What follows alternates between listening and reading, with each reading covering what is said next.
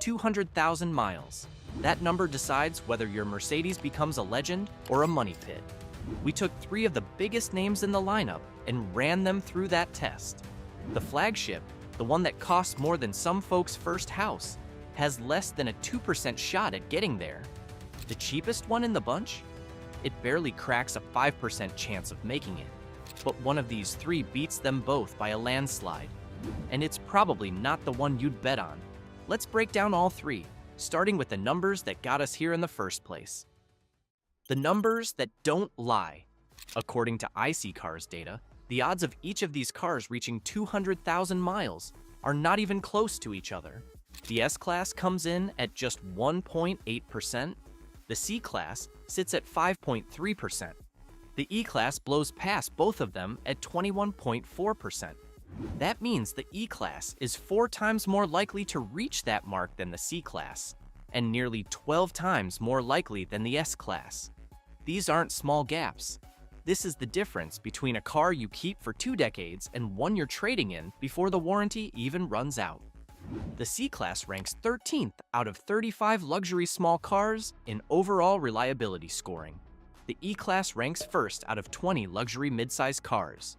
The S-Class comes in 7th out of 13 luxury large cars. Right away, you can see where this is headed. Projected lifespan tells the same story. The C-Class averages around 108,000 miles before major issues pile up.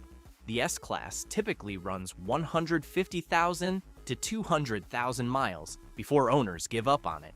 The E-Class averages 200,000 to 250,000 miles, which is the best of the 3 by a wide margin.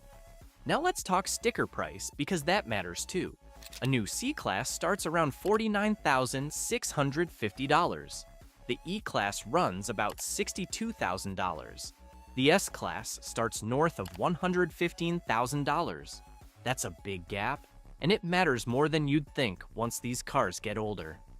iSeeCars also breaks out a separate reliability rating apart from the overall score, and it tells the same story. The C-Class scores 7.2 out of 10. The E-Class scores 8.2 out of 10.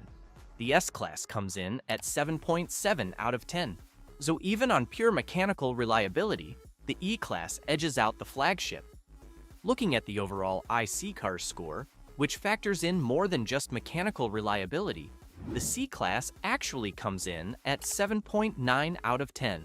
The E-Class tops the list at 8.2, and the S-Class trails at 7.5.